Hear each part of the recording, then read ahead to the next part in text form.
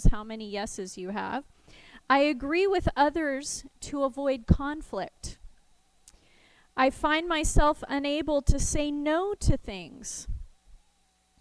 I'm afraid to say no out of fear or guilt. I allow others to speak for me. Sometimes that can be family. I find myself accepting poor behavior or treatment from others. I find myself taking on more and more despite potential for burnout. I try to fix others and their problems. I attempt to control others. And I don't trust myself or others. If you've answered yes to any of these, you need to pay attention to the rest of the talk. Okay? So first, let me ask you, what is a boundary? Anybody want to... I like teaching styles, so I'm less of a presenter than I am a teacher. What would you, if somebody, say we had an alien from another planet who's been studying us and knows that we have this term boundary, but they don't understand what it is yet, how would you explain it to that person or that alien? Okay, limitation. Yeah. Okay, offense. Yeah. Protection. Guard. Expectation. I actually heard my favorite explanation of a boundary is an expectation. How many of you, when you go to your job, love it when they just say, go in there and figure out what to do? And then maybe 5 months later, why haven't you been doing this? You were supposed to be doing this. Or how many of you, when you say your vows, or don't even have vows. Actually, it's a joke. So when my husband and I got married, our pastor forgot to do the vows. And we were so in oblivion to, because we're, you know, the day is full of all kinds of stuff and your brain is not always with it. I tried really hard to stay with it for the wedding. But afterwards we realized, wait, we didn't have to do any vows.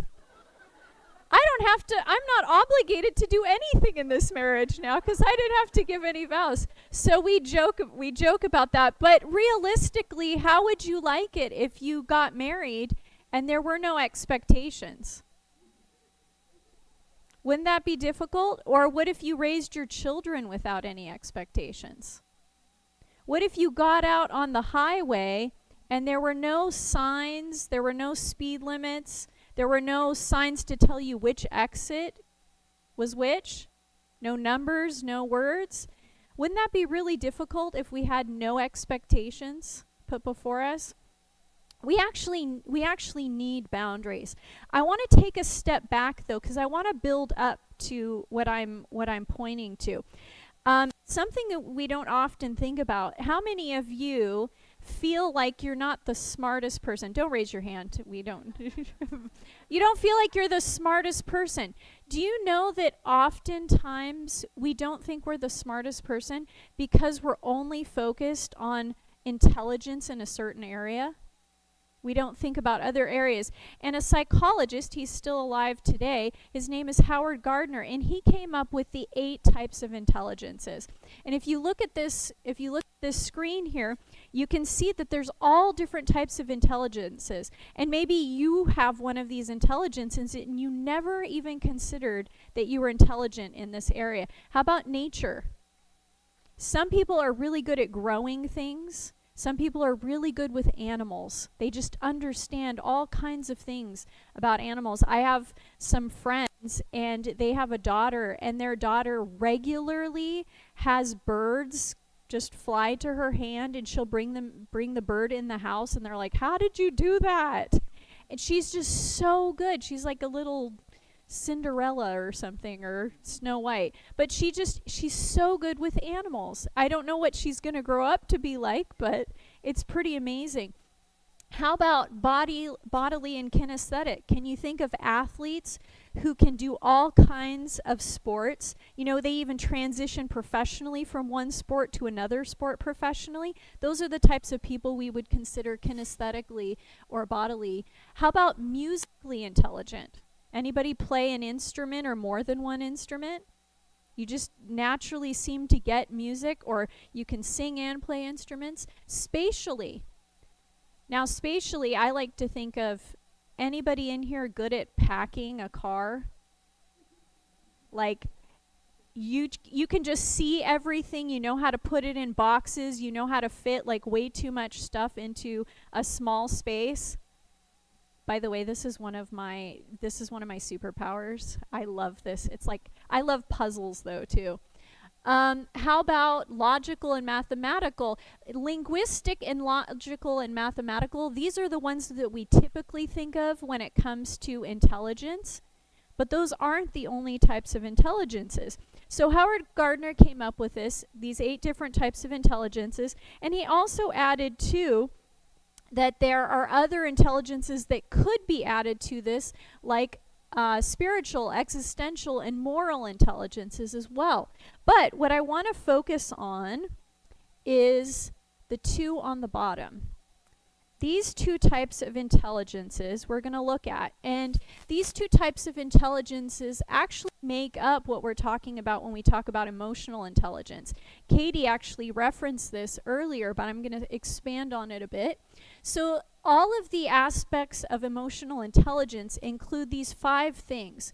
1, recognizing my emotions. Not everybody is good at recognizing their emotions. Would you agree? Sometimes people are like, I'm fine.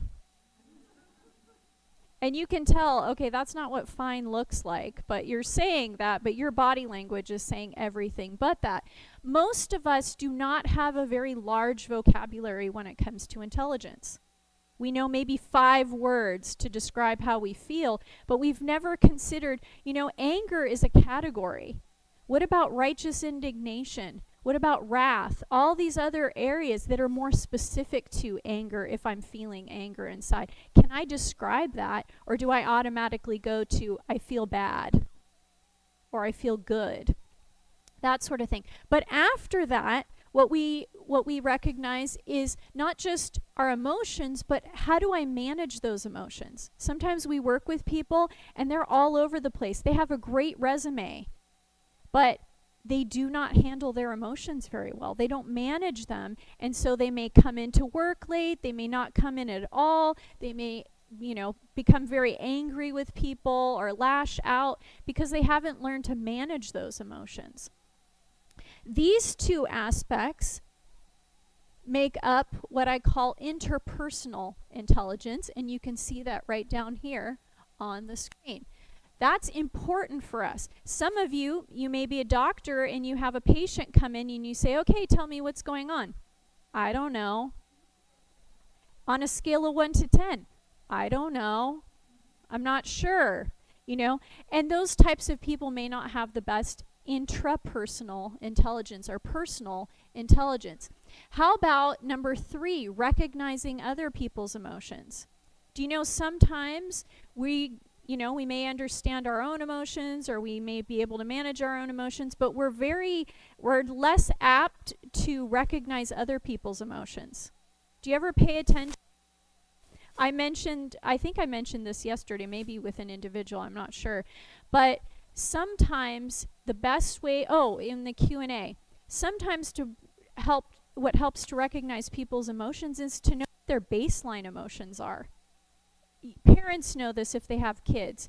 Do all your kids have the same personality? No, you can have very different personalities in your family. One kid can be bouncing off the walls, like a Tigger. Another kid can be more emotional and depressed like Eeyore, right? But what happens when your Tigger starts acting like an Eeyore? What does that tell you? Something's up. Or your Eeyore starts acting like a Tigger. Doesn't that tell you something's up? That's part of recognizing other people's emotions. And contrary to what we often think when we go through this is that, once I recognize their emotions, now it's my job to manage their emotions. No, you learned in the quiz that it's not my job to manage other people or to control other people. What my job is to manage my relationships with them. And that has to do with interpersonal intelligence. That's another type of intelligence here. Sensing people's feelings and motives. It's just sensing it. It's not assuming it. It's recognizing, hey, something's different here, or I notice something is happening. So with those two, then we can stick with our goals. That's part of emotional intelligence. But here's the kicker. This is where we get back to boundaries. Did you know that recognizing my emotions and managing my emotions takes intrapersonal boundaries? I have to have boundaries in order to manage my emotions. I also have to have boundaries even before that to recognize my emotions. I have to be able to stop, start to reflect, be mindful. Katie talked about this. And then with interpersonal boundaries, I have to recognize other people, what their emotions might be, and then manage the relationship through boundaries as well. So intrapersonal or personal has to do with self-control. When we have intrapersonal boundaries, that's largely based on self-control. So I want to do something a little unconventional. During COVID, I started doing something quite unlike myself, and I started writing little songs. And I don't know why I did this. I'm going to blame it on COVID. But this song, I want you to sing it with me. It's to the tune of If You're Happy and You Know It. So it goes, when you want what you want but let it go. When you rush to speak but take it slow. When your feelings say yes but you tell them no. Self-control, that's self-control. Do you want to sing it with me? Even if you don't, I'm going to make you. When you want what you want but let it go. When you rush to speak but take it slow. When your feelings say yes but you tell them no. Self-control, that's self-control. Good job, and thank you for making me feel good that I wrote a song that other people have sung. That'll come out on Spotify later in the year with my very short album. Okay, so let's look at 1 Corinthians 9, verse 26. It says, therefore I do not run like someone running aimlessly. I do not fight like a boxer beating the air. No, I strike a blow to my body. I know that sounds really tough. And make it my slave, so that after I have preached to others, I myself will not be disqualified for the prize.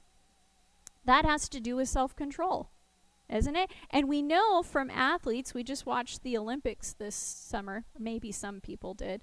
We didn't really watch it, but a lot of people watched the Olympics. What do all of those athletes have to do in order to get to the Olympics? It requires a lot of self-control, right? But now I want to jump into interpersonal boundaries. This is where a lot of us have trouble because I can do something about myself, but I can't control other people. Now, you've been hearing a lot about this weekend, but I believe at the very essence of having good interpersonal boundaries or boundaries with others, it really requires what do I think about boundaries. I can teach you all day long how to have boundaries, but what I can't do is make you think about boundaries the way I want you to. And so we're going to look at some different beliefs that we have that keep us from having healthy boundaries. Okay, so the first one is what I call codependency.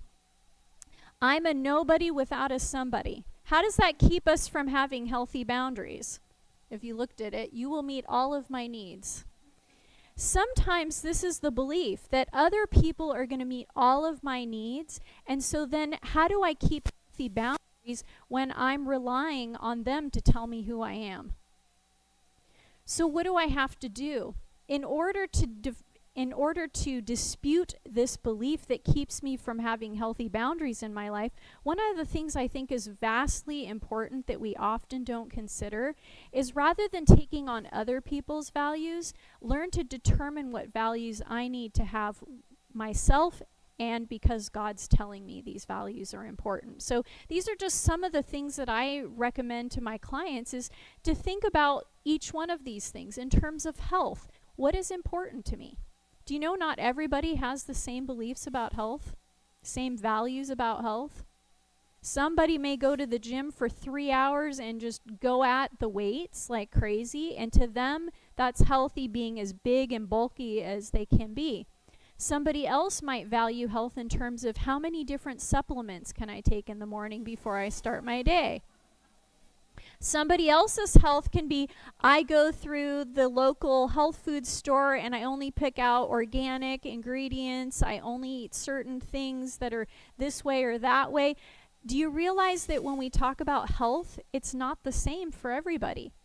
What happens, though, when I'm in an environment where a lot of people believe health is one way, but I believe health is a different way? Do I just succumb to it, to what they're doing, because I'm codependent and I don't believe that I can have my own views? I'm only whoever I'm surrounded by. I'm codependent on others to make those values for me. We don't want to do that. We are all going to answer to God, and we want to know what He's asking us to do. And you can go through the rest of these. I'm not gonna go through each one of these. I don't have enough time to do that. But each one of these. How about money, family, time, job, politics? Wow, that's a big one. Some people have a lot of opinions on that one. Energy. How do I spend my time and energy? Community. All of these things. So it's important to ask myself, how is being codependent on others keeping me from having healthy boundaries? What are my beliefs about other people versus myself, and the difference between the two? The next one I want to talk about is, I call this the settler. This is the belief is, this is the best that I can do. So anytime I'm in a relationship, if I find a relationship, I got to hold on to that one, even at the risk of letting go of my boundaries, because I might not find another person. I might not have another relationship, and this one I have to hold on to. Sometimes we think of, the people who are serial daters. Have you heard that term before? Just one to the next person, because the person they're with might be the last person they get, and so they can't transition to the next one without holding on to that one until the next one. But why do we spend, the Bible says in Isaiah 55 verse 2, why spend money on what is not bread, and your labor on what does not satisfy? Listen to me, and eat what is good, and you will delight in the richest of fare. Sometimes God is asking us to let go of something, and He will provide the next thing. And that might be a relationship too, but we're holding on and we're lowering our boundaries. We don't value certain things the way that we should because we're so desperate to hold on to the relationship. And so we let people do whatever they want. We let them have whatever way that they suggest, because I'm so terrified, this belief of I'm so terrified that this might be the only person that will stay with me. How about number 3, the guilty party? Sometimes we believe we're responsible for everything. I see this oftentimes when I'm working with parents. Parents will, and I know we've all heard of this before, but what happens when your kid comes home from school and you find out that they were supposed to be working on a project maybe a whole month before today, and tomorrow it's due. And what do they say? Oh, I need to go to the store and get some supplies because I have a project due tomorrow. And what does the guilty party parent do if they believe that they're guilty all the time? What do? Oh, well, I don't want my kid to fail this project, so I have to rush. Even though I have all kinds of other things to do, I'm going to rush over to the store and get it for them. And then you get home. And then what happens? You realize, oh, they don't have enough time to finish this project before tomorrow when it's due. So what do? Do all the work for their kid. Ironically, I have an old classmate, I'll just say, who posted on social media that she did her kids' work so that they could be a part of an online party during COVID, because if the kids got all their work done, they got to be a part of an online party. And I thought, an online party? You did all their work so they could be a part of an online party. Guess how old they were? 9 and 10. Do you know when colleges start caring about your academic records? Maybe after your freshman year in high school. What was this parent setting up their children for? I can just do this the next time. But if we take on guilt, if we assume guilt because our kids aren't doing better, what winds up happening? They just go, oh, I can put the next thing off until way later too. And it keeps happening and keeps happening. And it's all because the parent feels guilty. I also had a parent once, because I used to work in a group home with at-risk kids, and I had a mom that would come, and her guilt was about that she chose the wrong dad for her kids, or the wrong partner, so to speak. And the dad wasn't involved in her kid's life, and her son was the one in the group home. And so out of guilt, because she believed she was the guilty party, and like Katie said, our job is not to say you haven't done anything wrong, keep going on. Our job is to recognize where guilt is appropriate, but also where carrying that guilt continuing into the future is not going to be very helpful. And so one of the things I recommended to the mom is, yes, maybe you're guilty for picking the wrong person to be your partner and raise kids with, but what is happening now as you keep giving that kid more and more and more, trying to make up for what happened? And those things that she was giving her child were enabling him to do very unhealthy behaviors and to feel entitled to those things too. I said, wouldn't it be better if you said to your son, you know, I'm sorry for what I did and the trajectory that this set up, but at this moment right here and right now, we're going to start at the beginning. And we're going to do everything that we can to make things the best that we can make for them. And she's like, oh, I can actually do that? She didn't realize she didn't have to keep holding that guilt and taking it into the future every single time her son wanted something. It's okay to apologize and say, I have been guilty, but I'm not going to remain the guilty party continuing forward. How about the next one? The romancer. This is, Katie mentioned emotional reasoning. This is quite a bit of having to do with emotional reasoning. If I feel these feelings about a person, even though the reality doesn't match up to my feelings, I'm going to continue to drop my boundaries just because. I see this happen often when I'm working with individuals and they tell themselves, oh, well, this relationship is different. And so they drop a boundary. I don't know if you've had anything like this happen, but not too long ago, maybe a year or so ago, we had a prison break in the Sacramento area. I don't know where the prison is. I wasn't paying attention enough to the story. But there was a prison break, and anytime I hear a prison break, I always know how it happened. Does anybody know how it happens? Yes. Thank you. Somebody knows. And I thought to myself, I know exactly how this happened. I know exactly how this happened. Do you know how hard it is to break out of prison nowadays? Not that I've ever done this, but I just got out on Friday just in time to get here. No, but it's really hard. There's a lot of security going on there. So what's the only way to get out?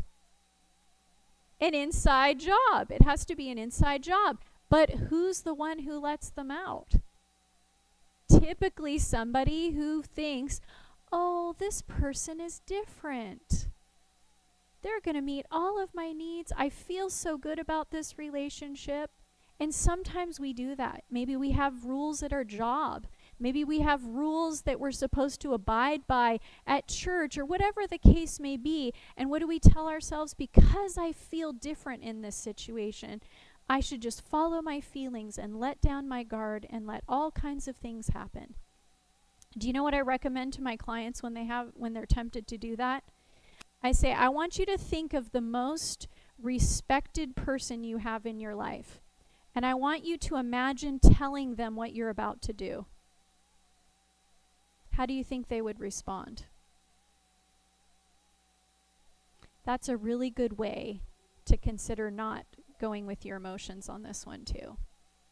And I know for myself, that's really helped me. I've had times where I was tempted to feel I felt a certain way, and I was tempted to make a decision based on that, and I thought to myself, what would God say in this situation? What would he want for me? And it helps me get out of the limbic part of my brain and into the frontal lobe of my brain, where I'm more logical and I'm able to reason and discern. How about number 5, the rescuer? Oftentimes we feel sorry for people. But it's not just that we feel sorry for people, it's that oftentimes they portray to us that they are a victim, even though they have the competency and the capability to do something. Have you ever met somebody like this, where you're sure that they're capable of doing something, but what do? They tell you, oh, it's too hard, I can't do this. I had a client who had OCD, and she told me after many years of being able to shower that she couldn't shower because of her OCD. And she said, I can't do it without my husband's help. And I thought, well, that's unusual. You spent, I don't know, probably 40 years being able to shower just fine, but she somehow suddenly needed her husband to be in the bathroom helping her with her shower. And so as we talked about it, I asked her, I said, hey, would you do me a favor? I know this is kind of unconventional, but would you go stand over in that area right there in my office? And I said, would you imagine that you're about to take a shower, or that you're going to take a shower? Now, she was appropriately dressed, and I didn't ask her to do any of that part. But I just said, would you show me the process that you would do taking a shower? Because she was adamant that she could not take a shower on her own. So she went through the whole process of washing her hair. She did all the motions. She did the motions of washing her arms and her legs. She did the motions of getting out and using the towel to dry herself. And I said, you know, it's so interesting to me that you are convinced that you are a victim and that you can't do this and that you need your husband to help you with it. I said, but do you see what you just did?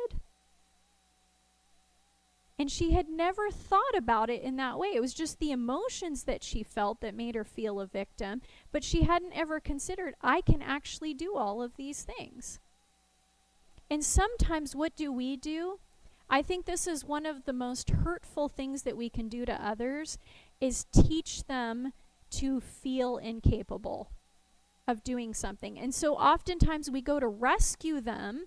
We want to rescue them because we want to take them out of those difficult feelings that they're experiencing, not realizing we're actually reinforcing their belief of being helpless. But what does it do when you are able to tell somebody, you know what, I have every hope and faith that you will figure this out? What does that do to you if you hear somebody say that? Doesn't that give you an increased awareness? Maybe I'm able to do this more than I'm giving myself credit. You might even say, have you tried this? Would you be willing to try this? And let them do the work. This is why it's so important when kids are growing up to let them do things as early as possible, because what do they learn? And one thing often translates to another thing, right? Just because I don't think I can't. Let me ask you this question. What does it take to be able to tie your shoes? Maybe some fingers? Some dexterity? If I tell you I can't tie my shoes, what would you say to me? Maybe I've never tied my shoes before. Am I incapable of tying my shoes? Just because I've never done it before? What did I just show you I have? Fingers and dexterity. So even though I've never done it before, aren't I able to do that? And sometimes what we do is we keep rescuing and rescuing and rescuing, not realizing we're not actually helping that person. We're actually hindering them from doing the work that they can become more independent. And I think this is one of the beautiful things about raising children is teaching them independence. Speaking of which, I'll go to the next one, because this is kind of a play off of that one. The savior complex. I'm nothing if not needed. Sometimes we believe that we have to rescue other people because that's where we get our identity from. Sometimes parents feel this way. When their kids leave the nest, or when your kids want to leave the nest, and then you think to yourself, well, who am I now if I'm not a mom? Who am I now if I'm not a dad? This has been my identity for 18, 21 years, 32 years, you know. At some point, you have to let them fly.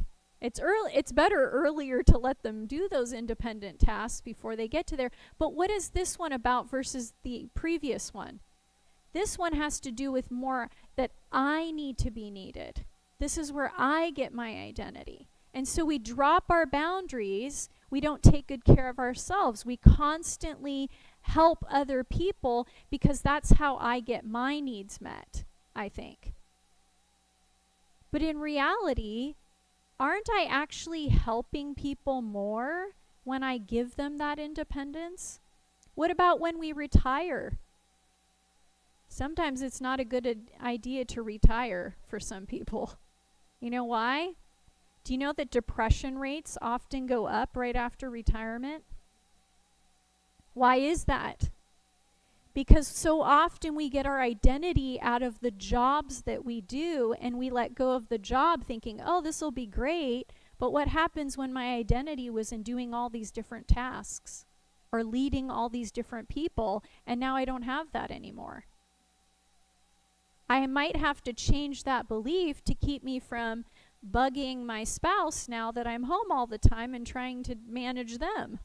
I actually had a client like this many years ago. He was a very high to-do person in his company. He wound up retiring, and he came home, and I was seeing both him and his wife. And when I saw his wife separately, she told me, I don't know what to do with my husband. I'm chopping tomatoes, and he has to come in and tell me I'm not chopping the tomatoes right, and I should do it this way instead. He didn't know what to do with himself if he wasn't telling people what to do. That's what he did all of his career, and now he's retired, and his whole identity came in, oh, you've got to do it this way, and you got to do it that way, and you need to go over here, and you need to do that. But isn't that boundary? What winds up happening to those people, or to us when we're those people? We get burnt out. We get depressed because we haven't found our identity in anything else, and it also ruins relationships too, by the way. But that boundary gets dropped because we think I have to be doing these things. And sometimes you haven't retired and your family's suffering because they're on vacation, but you didn't delegate your work. And so now everybody at the office is calling you, trying to get you to fix things because nobody knows what to do when you're gone, and you're not enjoying your vacation with your family because you're taking care of those things. I know, because I've worked for people like that in my past. One of my friends, her stepdad, had a job where he was consultant. He was a consultant, and he spent most of his vacation talking to me back at the office while I managed the office for him. And I thought, aren't you on vacation? He'd call multiple times a day. Can you fax this? Can you send this? Can you do that? Can you call this person? I'm like, your family's out doing activities, and you're back at the room or the hotel doing all the stuff that you could have just stayed home and done. But we drop boundaries even within our families because we're not willing to let go of those things because our identity comes from that. And so sometimes the best thing to say is, I'm not the savior. We already have one. And what a better thing when people can come back and say, you know, you taught me how to do this rather than you did it for me. That's a better way of doing it instead. How about this one? Patience isn't a virtue. Time will make it better. Sometimes we don't address things. We keep saying, oh, time will make it better, time will make it better. You know, this is usually a lie that we tell ourselves so we don't have to deal with conflict. Is conflict a bad thing? Sometimes it can be difficult, but conflict is actually the step towards change. Imagine if you're the person that this person should be talking to, and you don't even know that there's a problem that they have with you. And they put it off and put it off and put it off, thinking, oh, time will make it better. Meanwhile, what's happening? They're building resentment and resentment and resentment, but you don't even know that there's a problem. Wouldn't it be better to face the conflict head on and say, hey, can we work on this? By the way, another reason we often put things off because we think time will make it better is because maybe we know there's an issue in the relationship and we might need to let the relationship go, and we know that the response to our confronting that person isn't going to make the situation better. It's actually going to make it worse. But we're not willing to face it because we know that we might lose that relationship. Confronting the situation actually gives you the opportunity to see who the person is that you're dealing with. If you never confront it, you never get to see all sides of that relationship. You're just tiptoeing all the time. How about number 8? The supplier. I have 10, so we're almost done. The supplier. They're always right and I'm always wrong. Sometimes we let down our boundaries because we believe that other people always know best and we don't know anything. I was working with a woman not too long ago, and she told me that over the course of years she had had different people, especially growing up, tell her that she was wrong and she didn't do things right. So what kinds of relationships do you think she got herself into after that? More people telling her she was wrong and that they were right. Have you ever played a game with a 4-year-old? Like a board game? What always happens? Don't they change the rules on you, don't they? Constantly changing the rules. You're like, what? I thought we were playing this way. This is the rule. And they go, no, I get to go again because you're further ahead. Or, oh, you don't get to go. I'm going to roll and keep rolling until I get a 6 or something. It always changes. Why? Because they're very self-focused. But what happens when those 4-year-olds grow up to be 44-year-olds? Because nobody redirected them. And you wind up in a relationship with that person, and they're always telling you you're the problem. And you never confront the relationship. Again, sometimes we don't confront the relationship because we don't want to lose a relationship. Maybe it goes back to the dependency aspect. But sometimes we need to confront the relationship or confront the person or build better boundaries with those people, because otherwise we're just enabling them to think that they're okay. And we don't want to lie to people. We want to be honest with people and tell the truth. This is a problem.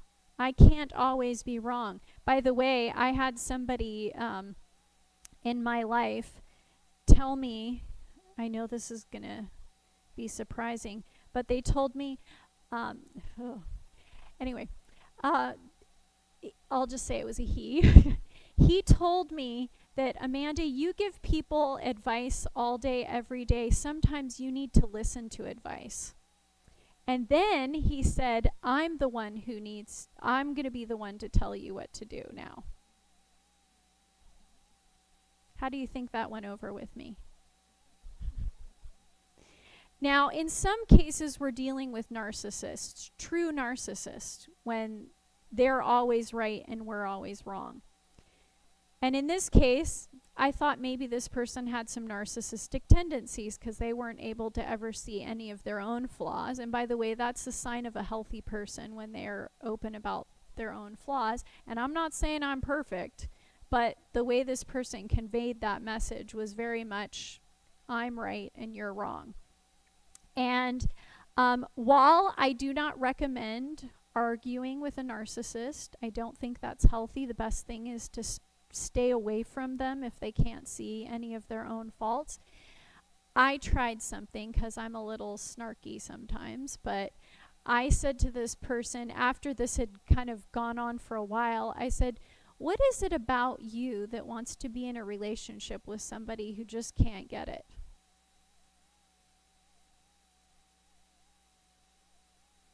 He was silent after that because he thought he was going to fix me. And we didn't talk after that. But I do not recommend being vulnerable with somebody that can't acknowledge their own part in any kind of relationship problem. The best thing to do with a narcissist is just not to spend any time with them if you can avoid it. Sometimes we work with these people, though. Don't be vulnerable in the work setting. Don't start sharing things, trying to build the relationship up. Don't start to give more and more and more to that, hoping that it'll get better. Sometimes the best thing to do is pull back. Sometimes we have people in our lives like this. It could be a parent. The best thing to do is have limited time and planned time with them if you have to be around them. You don't have to be with them forever. You can just do it in small bits if it's a family get-together or something. How about the enabler?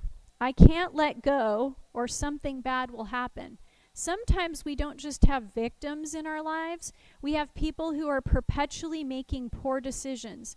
Often when I see this, it's when maybe a parent is financially supporting a child that's making poor decisions. You know, maybe they're spending too much on certain things and they can't pay their rent, or maybe they don't know how to stop doing unhealthy behaviors, and parents are always worried that their child is going to wind up in jail or something like that, and they have to bail them out or get lawyers to protect them in court. Why do people go to jail, though? The vast, vast majority of the time. Because they commit a crime. Right?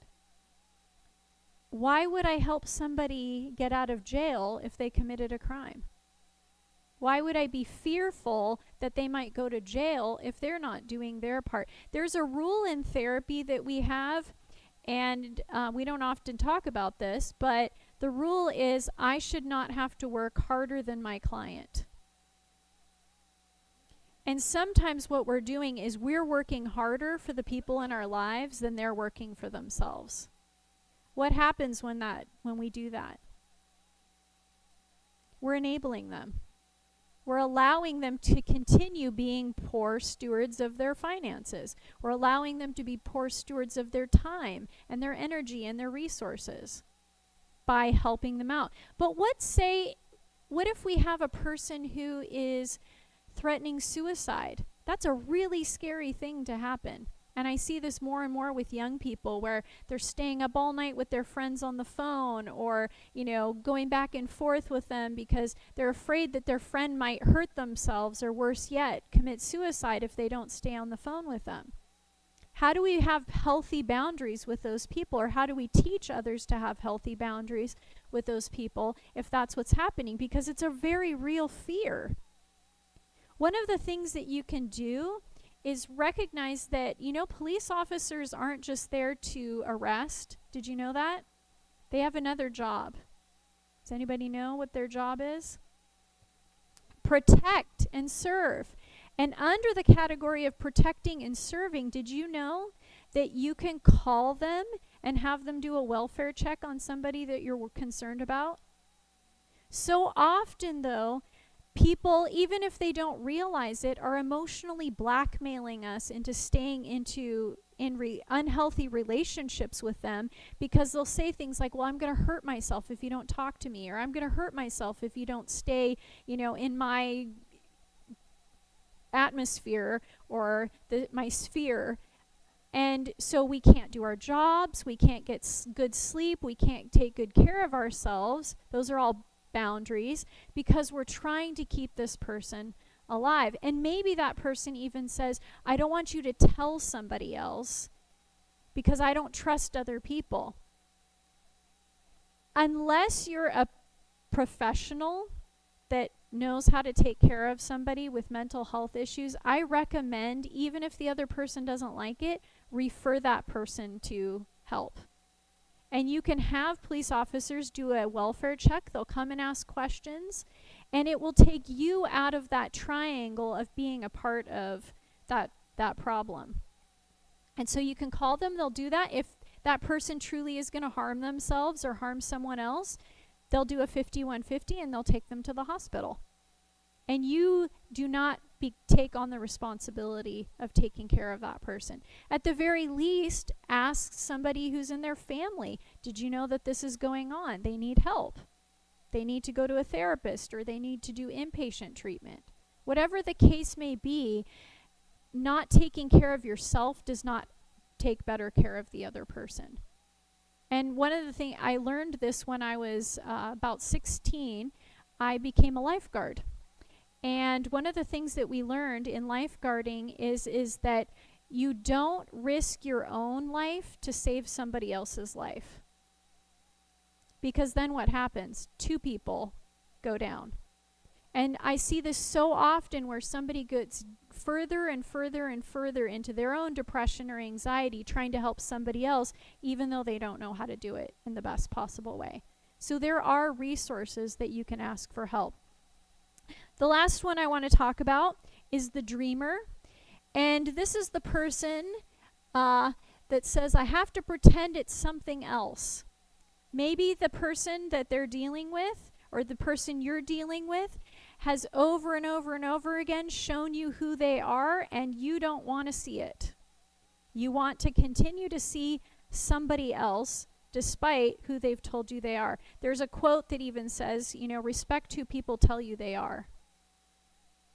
And sometimes they do that with their behavior, their words, whatever it is. Respect that. Don't try to gloss over and build castles in the sky of what you'd like that person to be.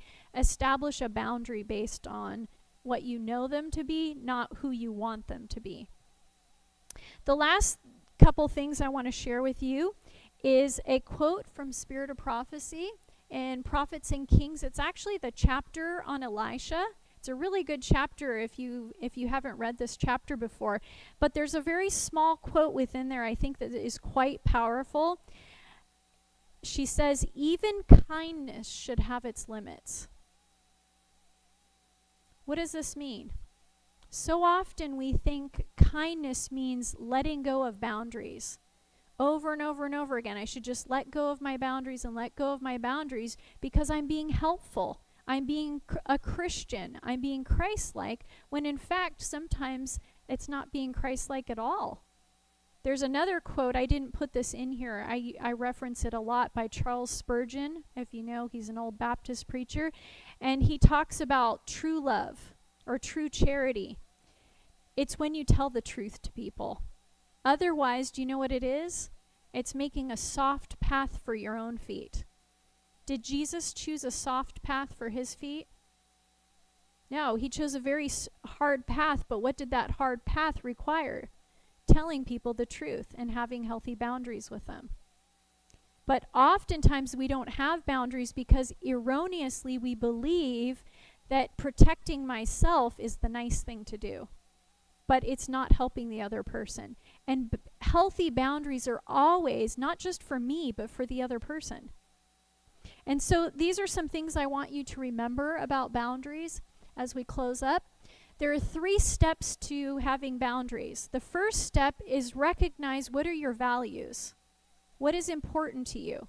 Maybe what should be important to you or what you should value. The second step is you have to implement the boundary.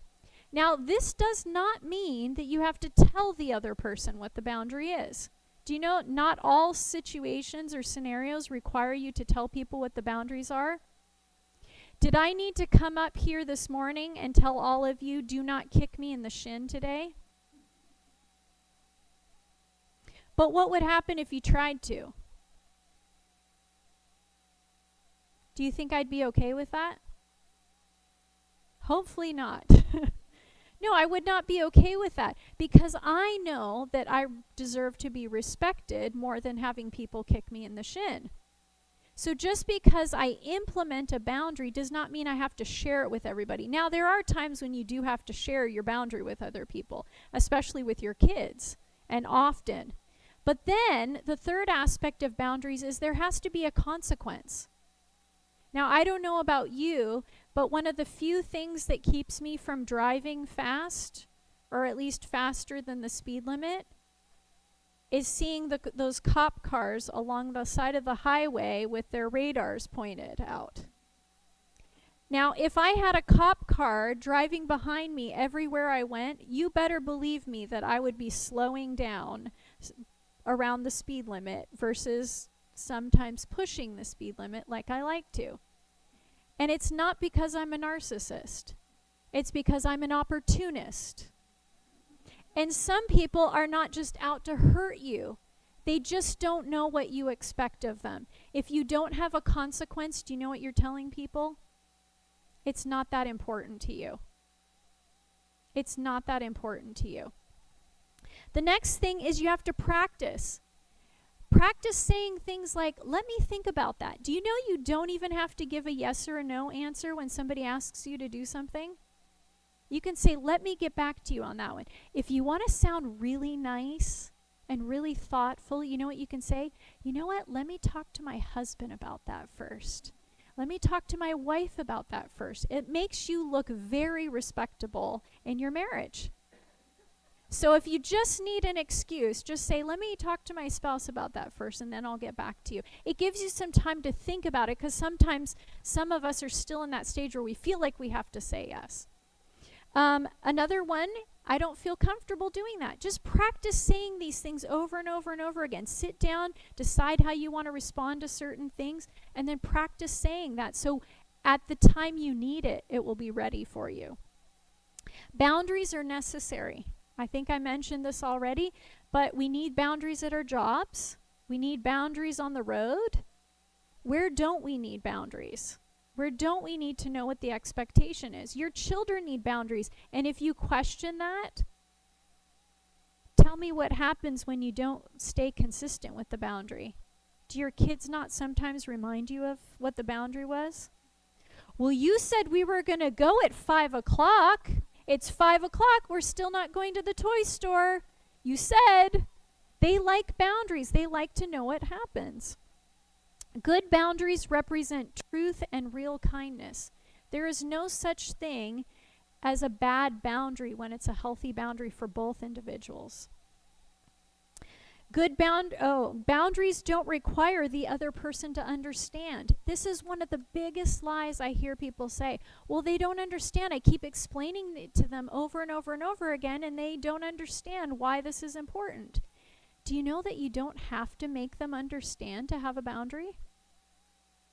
It does not require the other person understanding why it's a boundary. You can still have the boundary. And then the last one I think is the most important. God has boundaries. What's an example of God's boundaries?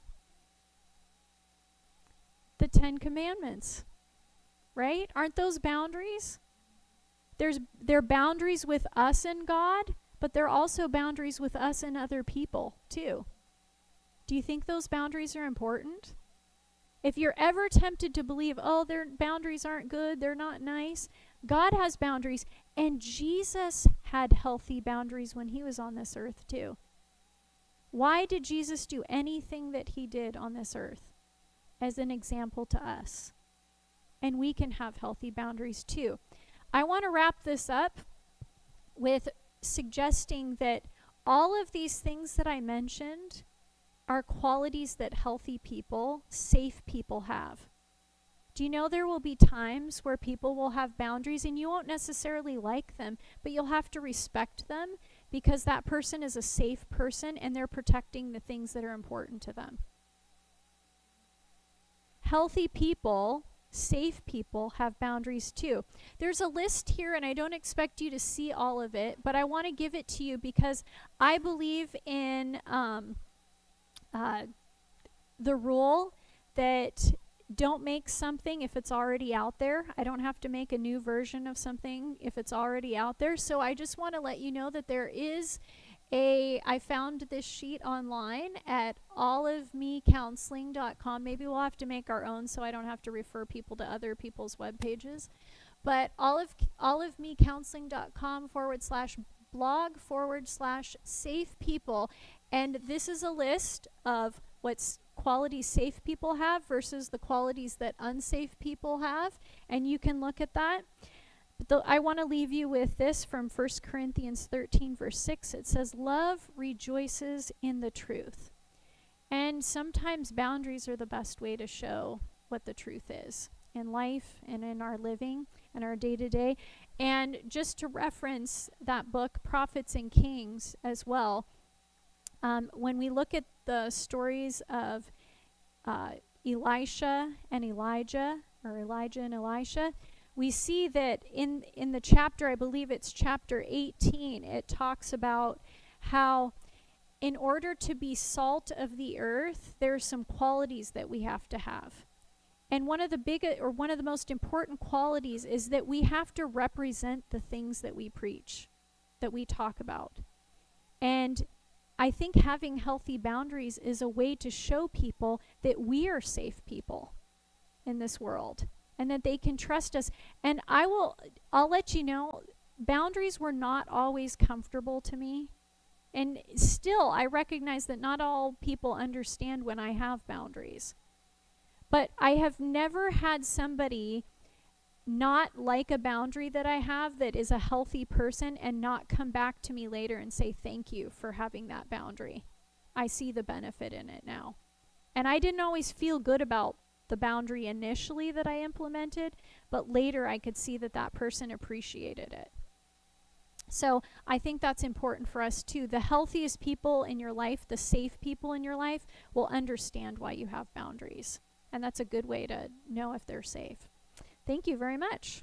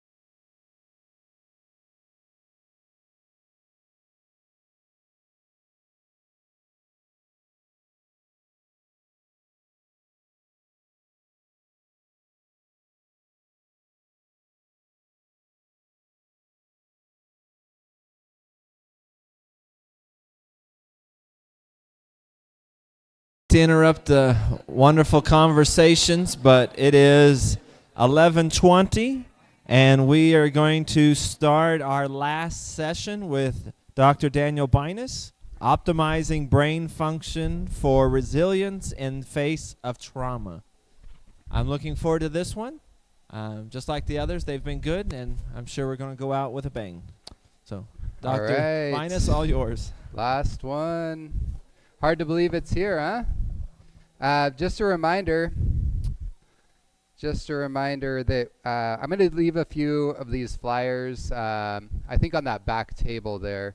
If any of you want to grab any of these flyers, we have one on our online education. And I apologize, some of the QR codes are not working, but the point is it shows you some of the things that we have available as far as online education. We have a grief recovery group online.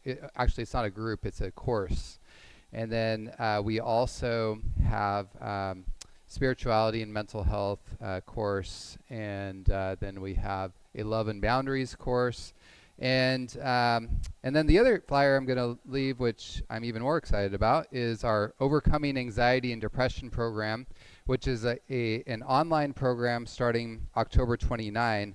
And one of the highlights of this program is that not only do you get a lot of great information on tools to overcome depression and anxiety, the holistic tools, and also some of the psychotherapeutic tools, but you also have a live coach to be working with you going through the process. So even if you don't yourself feel a need or desire to do that, maybe you know somebody that could benefit. And this, I think, really helps us with that whole issue of not being able to do therapy or psychiatry across state lines.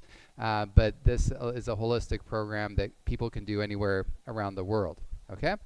So I'll leave some flyers in the back for any of you that are interested. All right, so I feel like I want to come closer to all of you. How's that? All right.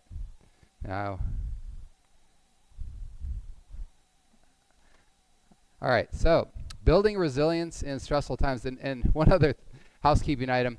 We have a plane to catch, so I apologize, but we're going to have to scoot out of here right as soon as I'm done. So it's not because we're trying to run from you. It's we're trying to run to the airport, okay? Because our flight leaves shortly before 3 o'clock, and we have to return the rental, so obviously we have some things to do. So we're going to be leaving right away.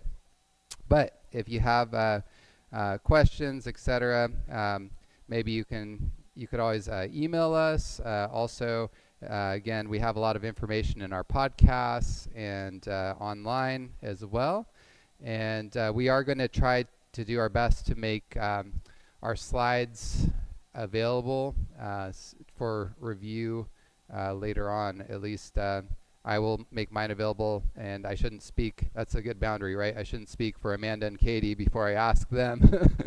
So we'll see. But I will make mine available, and then we'll see about Amanda and Katie. So yes, we'll skip over this. Choose life. Just a wonderful reminder of the holistic approach, and encourage you to familiarize yourself with this acronym, because it helps us to remember the basics of keeping us mentally and physically healthy, for that matter. And we know, and I've seen this time and time again, a lot of the psychotherapeutic concepts that we've been talking about this week, Amanda and Katie and myself, it takes let me put it this way, it's a lot easier when your brain is functioning well to understand and to apply these concepts. Does that make sense?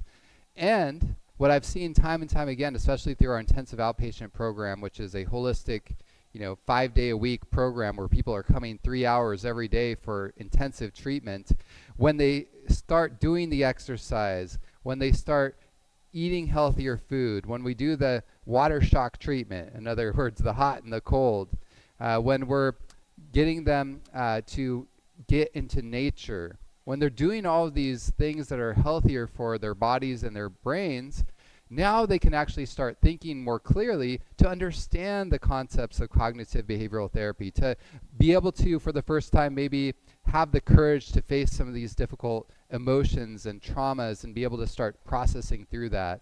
So all of these things go hand in hand. And oftentimes it's these choose life principles that are very foundational to even really being able to do the real work of healing. Okay, so they're not the end, but they're an important part. And again, you can check out our website, beautifulmindshealth.com, and our podcast, the Brain People podcast. Okay, so let's talk about stress. Now, stress and trauma are related, but they're not the same thing, right? But we're going to talk a little bit about stress because it's important to understand that stress, especially unregulated chronic stress, can certainly set the stage for not being able to handle trauma, which is an extreme form of stress in our lives. Does that make sense? And so what we understand is when we learn how to cope with stress in a healthy way, and when we learn how to practice resilience factors in our lives, this enables us to deal with both difficult, very stressful situations and even traumatic situations, okay? And like Dr. Katie mentioned, what's fascinating is even though people might go through a traumatic event, does that automatically mean that they then end up suffering from PTSD, post-traumatic stress disorder? What do you think? No. Actually, it's the vast minority that end up struggling with post-traumatic stress disorder. So that's good news, but we want to make, as much as possible in our own lives, the likelihood go down even more, right? And so that's what we're going to talk about, some resilience factors here this morning. And the more we practice these, the more we'll be able to cope well in our day-to-day stress, and also, with any unforeseen stress and traumatic events. But if you've been feeling stressed, you're not alone. 75% of Americans say they experience symptoms of stress. Almost 1 in 5 American adults suffers from an anxiety disorder. Self-reported stress levels have increased 10 to 30% in the last 3 decades. By the way, that statistic was before COVID. So since COVID, stress levels have gone up even more. So you can imagine that statistic would be even higher. And 63% of Americans say they've never felt more stress. So when you think about stress, what are the most common contributors to stress? What do you think are the most common contributors maybe in your life or what you see? You're going like this, money, money, money, right? Yes. So that is actually the number 2 reported. You could almost say almost tied for number 1. What else could be contributor to stress? So money, financial stress, what? Relationships. Yes, relationships can be stressful. That's one of the top 7. What else? Time. Yeah. Tell me, what do you mean by time? Having too much to do? Because we all have. We all have the same amount of time, right? So why is time a stress? Yes. That's good. Yeah. And that's actually, we're going to find the number 1 stressor is having too many responsibilities overall. Feeling that your time is crunched. Any other stressors that you can think of? Health. Yes. Okay, you got most of them. So too many responsibilities overall, the number 1. Number 2, problems with finances. And tied for number 2, work problems. Anyone ever have an experience of stress in the workplace? That can be stressful, right? Health problems. Health problems for people in the immediate family. That's also a common source of stress.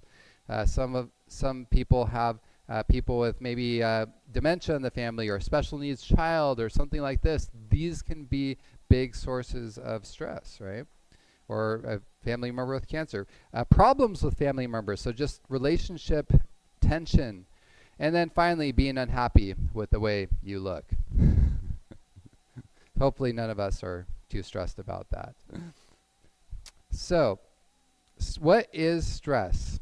So the Merriam-Webster dictionary defines stress as a factor that causes bodily or mental tension. Bodily or mental tension. And stress causes what we call the fight or flight response, the fight, flight, or freeze response. And one thing to note is we often downplay our stress. How many of you have ever done that? People are like, how are you doing? And you're really stressed and tense. And what do you say? I'm fine. I'm fine, right? That's the I always wonder when people say I'm fine, and sometimes I ask some of my patients if they when they say they're fine, and I sense that they're not. I'm like, are you really? and sometimes we do that on the way to the office, and they'll say, well, let's talk about it in the office, and I'll say that's a good idea. So this is very common. We tend to often downplay and then even hide our stress because we want everyone to feel like, oh, they're doing fine, they're happy, they're healthy, life is going good for them. We don't maybe want to worry others. We don't want people to think that we're weird or we're not able to handle our emotions or our life and that sort of thing. But the problem is when we just suppress, what eventually happens? There's an explosion, right, in one way or another. And that can be either an explosion or what we might call an implosion. Okay? So an explosion, of course, it could be in anger, maybe even anxiety, etc.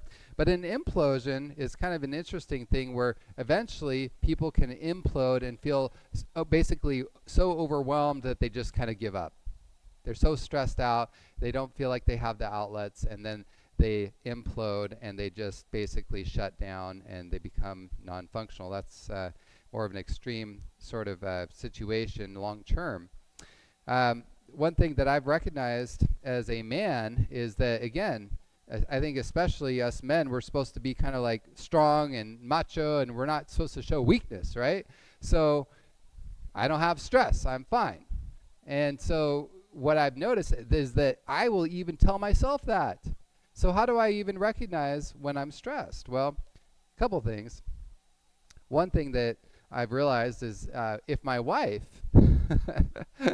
she's a good litmus test sometimes. She's like, honey, are you feeling a little stressed? And I'm like, what are you talking about?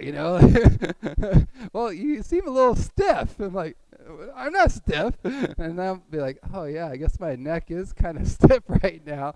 And so sometimes we don't even notice, but the people around us might notice. But we have this defensiveness, and I think it's important for us to often be open, especially if it's someone that we know has our best interests and we can trust, to say, okay, maybe I need to check into that, all right? Also, checking in with our bodies, because again, sometimes we just have this natural defense mechanism to be in denial, and we shut down that stress even in our mind. We're like, no, it's fine, it's fine, it's fine. But check in with your body. How do you feel in your body? Do you have a lot of tension in your stomach or, in your shoulders, in your neck area? Different people carry tension in different parts of their body, okay? But sometimes it's healthy and helpful to do like a body check, so to speak, to just spend a couple minutes being like, oh, okay, am I feeling tension and stress in my body? And that can give us a clue, okay? So when we talk about the stress response, there's two primary components. There's the fast component and the slow component. So the fast component is what we call the sympathetic nervous system. And essentially with that, you get a signal from the hypothalamus that helps to initiate that fight or flight response. It sends a signal down these sympathetic nerve into the adrenal glands. And this is a very rapid signal because it goes along the nervous system route, okay? So then the adrenal glands, what do they release as that really fast response to stress? Adrenaline, right? And so that's the norepinephrine and the epinephrine. And so this is what makes your pupils dilate. It makes your blood flow change to various parts of the body. It makes your breathing get more rapid. And also you're getting not only adrenaline released in your body, but also in your mind. And that often makes your thoughts race. Sometimes people get tunnel vision, that sort of thing, right? So that's that fast component. When you sense danger, the stress response is very rapid. Okay, so then there's a slower component, And the slow component travels along what we call the HPA axis. The HPA axis stands for the hypothalamic pituitary adrenal axis. And this one is slower in partial reason because in this situation, the ACTH, which is released from the anterior pituitary gland, it goes into what? What kind of medium does the ACTH get released into? Does anyone know? Okay, so it travels through the bloodstream. Okay, so the fast signal goes along the nerve cells. It's almost like electricity, like boom, instantaneous, right? But the ACTH gets released into the bloodstream, and this is a slower transit process because it takes a lot longer for the blood to flow down to the adrenal glands than it does for those nerve cells to send a signal down to the adrenal glands. Does that make sense? And so when the ACTH finally gets there, it also goes to the adrenal glands, but it goes to a different part of the adrenal glands, and it stimulates the release of what? Cortisol. Okay? So just like I mentioned yesterday, cortisol is not the enemy. Cortisol is actually helpful in short-term acute stress. And so in this situation, cortisol gets released, and one of the things that cortisol is supposed to do is there's a feedback loop where cortisol will go back and try to shut down the stress response because you don't want to stay in that highly stressed responding area. I just actually read an interesting scientific paper that was showing how the most evidence-based prevention for PTSD, if someone just went through a significant traumatic event, is to actually give them hydrocortisone, which is it's very similar. It's also a glucocorticoid. In other words, it's a form of cortisol, and so that will help to prevent PTSD. It has significant likelihood of helping to prevent PTSD if somebody's gone through a traumatic event. And I thought that was very fascinating because, again, we see that cortisol at the right time can help shut down that fight or flight response and to prevent the secondary disturbance, potentially even of PTSD. But it's the problem is when you get insulted again and again with chronic stress, whether that's chronic trauma or other stressors that are significant, then what happens? You get the fight or flight response continuing to go on, and especially the cortisol continues to be released, right? So short-term increase of cortisol is not harmful.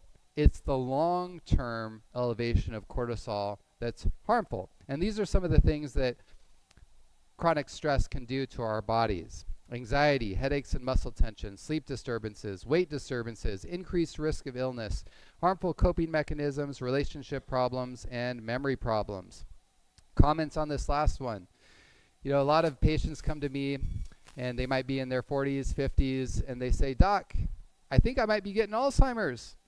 Now, while it is true that people can have extremely early onset memory cognitive issues in their 50s, and certainly into their 60s, it is, especially in the 50s, highly unusual.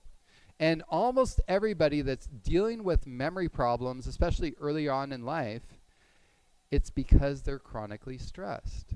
Because those memory cells in the hippocampus are especially susceptible to the toxic effect of chronically elevated glucocorticoids like cortisol. Does that make sense? So what we see happening is when you're chronically stressed, those nerve cells in the hippocampus are literally getting killed off, and then you're losing your ability to consolidate memory. Okay? On top of that, the frontal lobe nerve cells, the frontal lobe is the most highly sophisticated part of our body, really, and our brain. Those are also highly sensitive to stress and can start to atrophy. And that's a very important thing when it comes to so many abilities in our life. Now, I want to illustrate the impact that stress can have on our health by sharing this one study that they did during COVID. I thought it was a fascinating study. And they looked at over 500,000 adults. So this is a huge study, right? 500,000 people in the United States They were hospitalized with COVID-19 March 2020 to March 2021. And basically in this study, what they wanted to find out is what are the biggest factors for severe illness and even death from COVID. Okay? So I'll ask you, what do you think is the number one risk factor for death, at least in this study, for death from COVID-19? So the highest risk factor was obesity, okay? Which in a way, even that was somewhat surprising to me because I would think like maybe lung diseases or cardiovascular disease or something like that, but it was actually obesity was the number one stressor, okay? What was the second highest risk factor for death from COVID-19? It was actually anxiety and fear-related disorders. Isn't that amazing? How much did you hear about that during COVID? Should we have heard of that? We heard a lot about fear and anxiety, but most of us didn't hear about the link of how it could actually increase the likelihood of death and severe illness from COVID. But again, this just shows how amazingly linked our psychological response is to stress and how that can hugely affect our bodies. It actually reminds me, I had a friend, he was an older church member at our church who was hospitalized with COVID, and he was not hugely overweight, but a little bit overweight, older gentleman, and he got severe COVID. He ended up in the ICU, and it did not look good for him. In fact, the medical staff was predicting that he was not going to make it. But, you know, what was fascinating there is that he started telling the staff, he started quoting scripture, and he was like, I'm not going to die, but I'm going to live, and I'm going to proclaim the salvation of God. And they're like, oh boy, I think he's getting a little delirious or something's going on here. But they're like, okay, whatever you think, you know. They were, I think, trying to be kind and all of that. But you know, he lived. And I think a big reason, even though he was basically on his deathbed, I think a big reason why he lived was his attitude. He was not afraid. He trusted in God, and that attitude of really trusting in the Lord and having this not fearing, not getting into letting fear get the best of him, allowed him to actually recover quickly. And so we see that, you know, a lot of people were unfortunately highly anxious and stressed when they got COVID, and that then affected their immune system. And when our immune system can't operate properly, then we can't fight infection, and that in turn can increase the likelihood of a bad outcome. All right, so now that I've stressed all of you appropriately, let's talk about how we can become more resilient in times of stress. How can we become more resilient? All right, number one, recognize that stress can be a good thing. There's an interesting book that Dr. Kelly McConigal, she's a psychologist at Stanford, wrote on the upside of stress. And the whole book is actually talking about how stress can be a good thing. And she shares a lot of really good research. One of the ways that stress can be a good thing is that if we have too little stress, for example, if we're over here on this side of the stress curve, too little stress in the green, what happens to our performance? We start slacking off, right? And so many of us, myself included, tend to be procrastinators. And so we put off, especially when it comes to those big papers and whatnot, or studying for that exam, or maybe even a work deadline. It's like, oh, I'll get to that later, right? And so if that's several weeks ahead of time, how motivated are you to really put in extra effort? It's kind of like, I got time, right? You're kind of lazy. But if that exam or that paper is due in like 2 days, or the exam is tomorrow, How motivated are you to study now? Super motivated, right? So can you see how a certain amount of stress actually gets us going? And so it's healthy and important because it motivates us to get moving. Sometimes we feel like, oh, I have to shelter my kids from all the stress, or I have to. No. We actually want people to experience a certain degree of stress, but we don't want to get them over here in the exhaustion, anxiety, panic, anger, and breakdown phase, right? So there's a healthy amount of stress that will keep us moving, and there's a certain amount that will tip it over the edge. But stress can actually be a good thing. Another element of this, and this is Kelly McGonigal here, picture of her. There was a Gallup survey that they did of 121 countries that showed that the people who reported being stressed but not depressed were actually the most satisfied with their lives overall. Why is that? Well, think about some of those things we talked about earlier. Remember how we were saying, what are the things that stress us the most? Of course, we talked about money, right? But what else? We talked about work. We talked about relationships. Are those things important to give us meaning in our lives? They are, right? And so what we start noticing is that the things that stress us are also the things that often give our lives the most meaning. So we don't want to get rid of all our stress. We'd have to get rid of our family. We'd have to get rid of our jobs.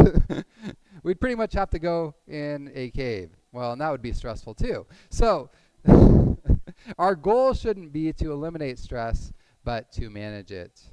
Now, one of the ways that we talk about managing that is reframing our thoughts. So this is the second resilience factor. By the way, there's going to be 10 of these resilience factors.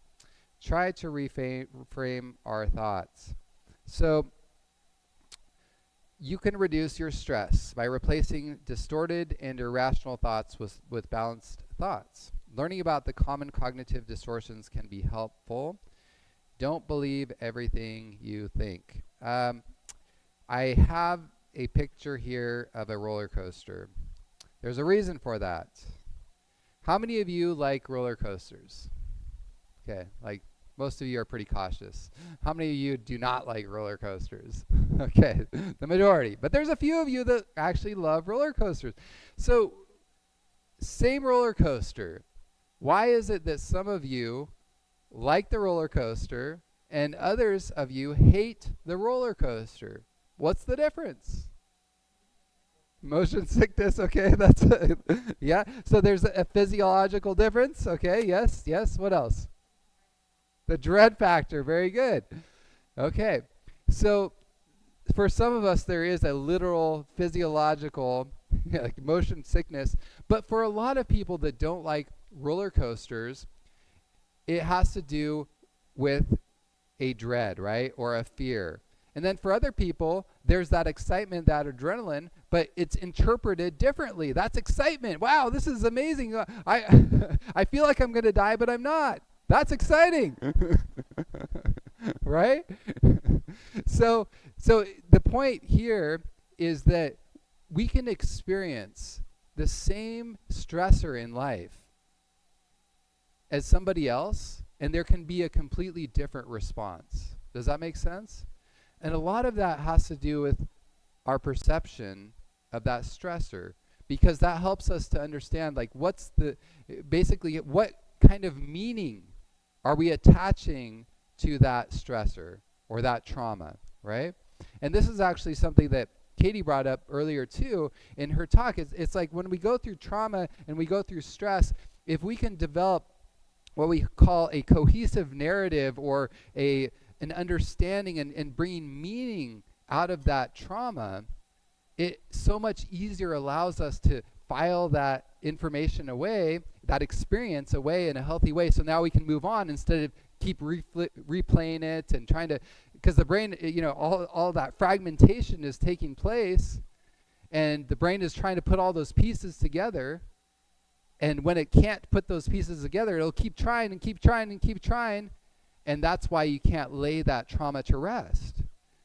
But if you're able to give meaning and understanding to these experiences in a different, healthier way, now you can actually move on with your life. Does that make sense?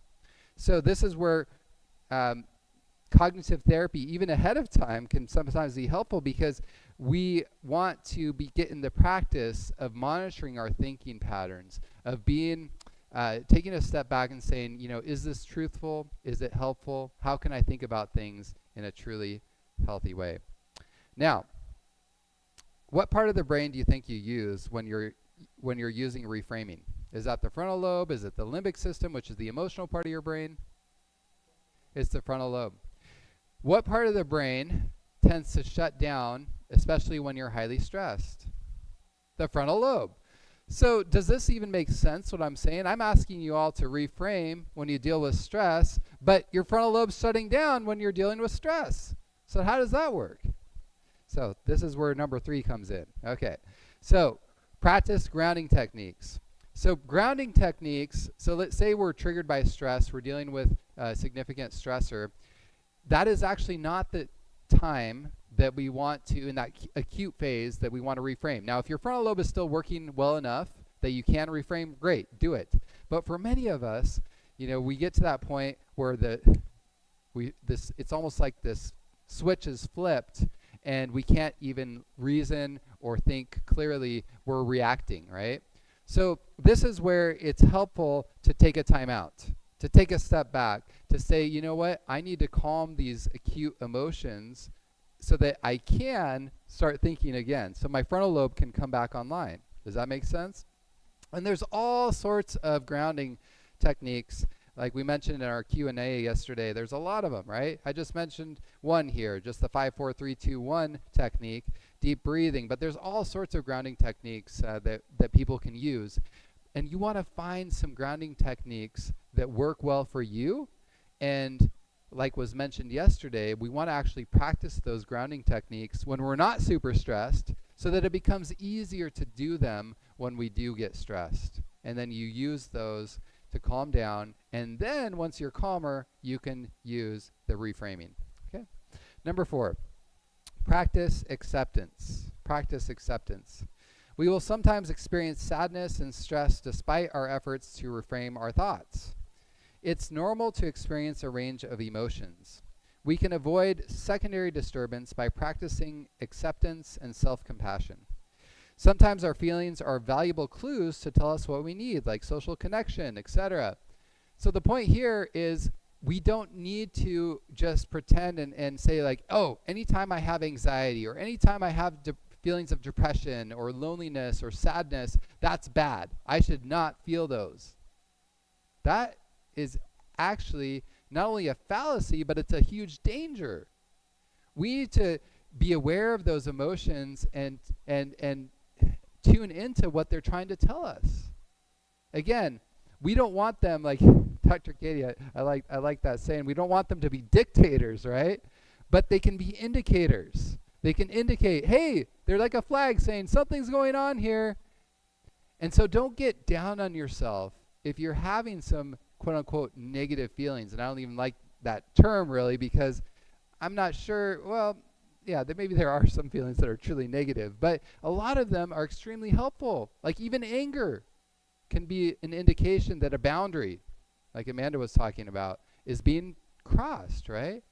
And so these can be valuable indicators that we need to pay attention, something is going on. And if we shame ourselves for having some of these challenging emotions that maybe we don't like so much, what's going to happen? We're going to feel even worse, right? All right, number 5. Remember to rest. Stress and sleep have a reciprocal relationship. Sleep deprivation raises cortisol levels. Adults who sleep less than 8 hours per night reports higher stress levels. One sleepless night can increase anxiety by 30%, while deep sleep inhibits anxiety. And we need both daily and weekly rest. It's amazing. Of course, we need the nightly rest, right? But the weekly rest, which God has given us, such a beautiful command, because he knew that if we didn't have that, we would just automatically go. But that weekly rest, when we take it seriously and we say, you know what, I'm going to really focus on putting all these stressors from the week on the shelf. Those things will still pop into your mind, but you say, you know what? On this day, I'm putting those things on the shelf. I'm going to worry about it tomorrow. That helps hugely as far as resetting our stress time clock. In other words, if we do that weekly rest, we don't need to experience chronic stress. This is one of the biggest antidotes, if not the biggest antidote, to chronic stress. So on that day, let us guard it because God's told us to do it. But why? For Him? Jesus said what? The Sabbath was made for man, right? For us. And yeah, for Him, because He likes having that, but really for us. What a blessing. What a blessing. All right. Exercise regularly. Interestingly here, exercise actually stresses us. It increases cortisol, but it does it only what? What does it say there? Transiently. That means just short term. And so then when you exercise regularly, this gets you prepared to deal with other stressors in your life. This is kind of like a preparation to deal with high levels of stress. And we have to run to the airport here, so I'm going to run through these last couple. All right, build social connections. That also helps in a huge way to help with our stress levels. I talked about oxytocin yesterday. That takes place when you are feeling socially connected. Have any of you ever held a baby and felt that fuzzy, warm feeling and felt calmer? So this is actually baby therapy, right? This helps our stress levels. Spending time in nature, even 20 minutes can reduce cortisol levels. They've even found some research has shown even looking at a nature picture can help to some degree. Number 9, forgive. This is one of the big things even in recovering from trauma, right? When we are bitter and angry, resentful, that bombards our brain with negativity, and it's stressful actually to be bitter and resentful, and it makes it very difficult for our frontal lobes to operate properly. We have to remember, forgiveness is not saying, it's not excusing. It's not ceasing to hate the cruelty of the act. It's not forgetting, and it's not trusting or reconciling. It's saying, I'm giving up the right, quote unquote, to get even with you, to want revenge on you. And we say that forgiveness is given, but trust is earned. And finally, practice gratitude. Gratitude can decrease cortisol levels by 23%. Gratitude is pro-social, right? Who likes to be around a negative, ungrateful person? No one, right? But who likes to be around grateful people? Almost everybody.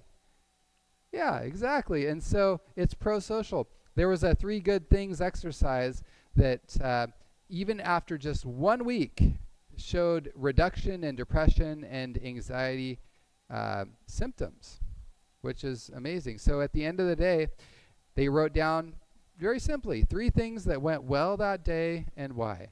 3 things that went well that day and why. And I always tell people, this doesn't mean that there's not pain, there's not difficulty.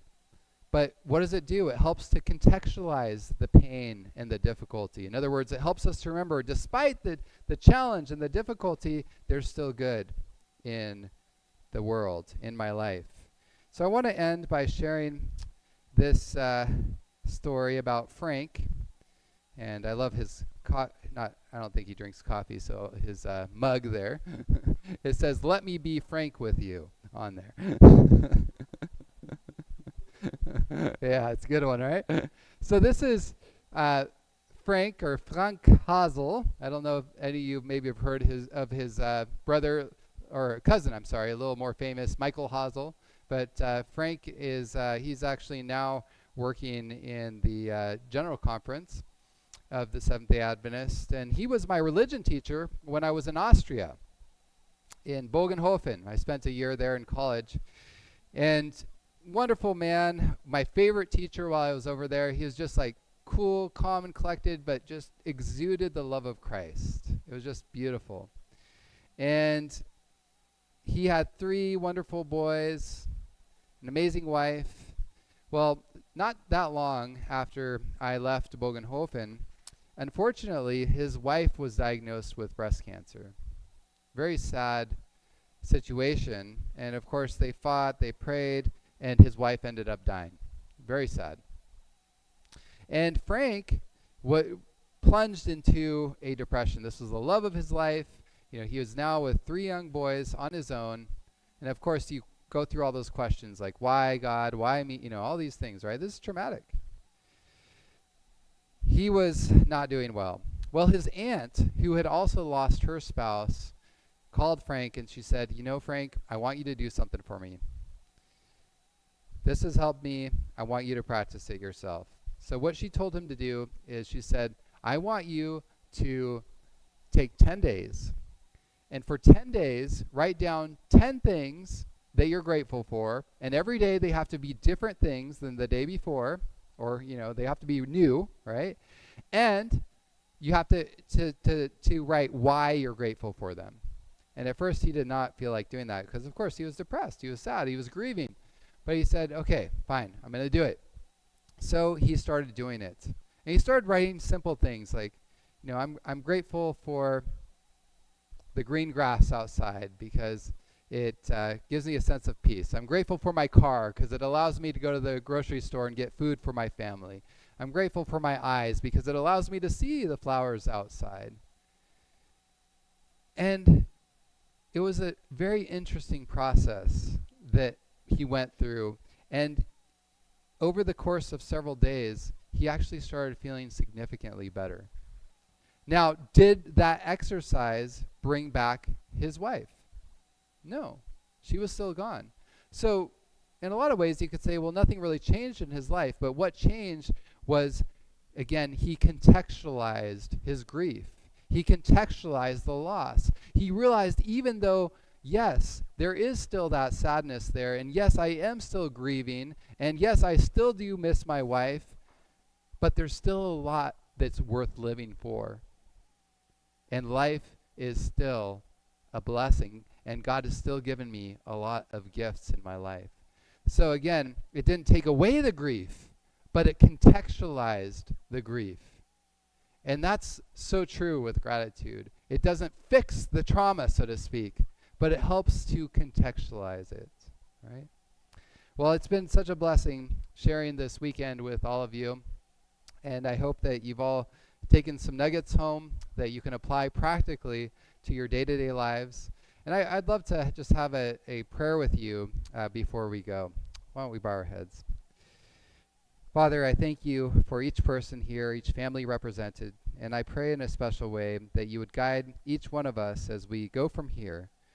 Help us, Lord, to apply your principles of healing, which are so amazingly all in your scriptures, and help us to understand through the power of your Spirit how to apply those to our lives personally and also to be a conduit of healing in our lives. Send your angels to guide and guard our families, Lord, and help us to be lights wherever we go, to share the good news of your soon return. We pray this in Jesus' name. Amen.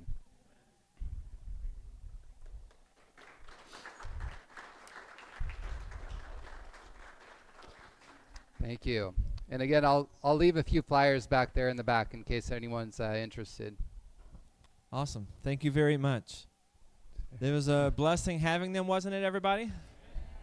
Amen. I am so thankful that y'all were able to come and share of your training, your experience, and how to be able to bring hope to each of us and our families that we will share this with. Yes, welcome. It's a privilege to host you all. Safe travels, beautiful minds, and may you continue to help people one mind at a time. Thank you. Everybody else, thank you for coming. We're glad that you're able to come. May you have safe travels home, and we look forward to seeing you next time. Blessings to you all. Have a great day.